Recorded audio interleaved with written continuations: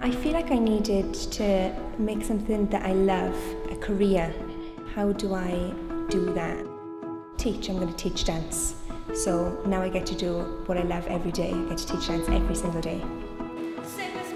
Studying my PGC part-time, I was able to fit around my family life, my work life. It was really flexible and I was able to get everything done. It's very diverse. You don't only get to learn about music theory, you also get workshops. It kind of didn't interfere with anything else that I was doing outside of university.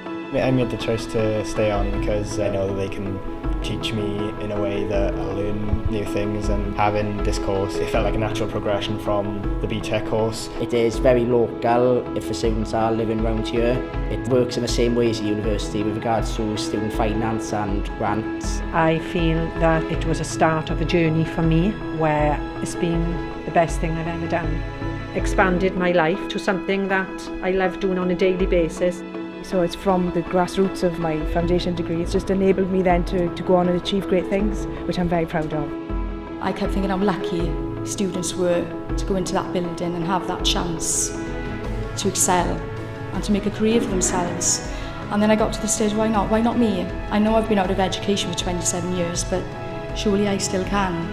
If I could sum it up, best decision I've ever made.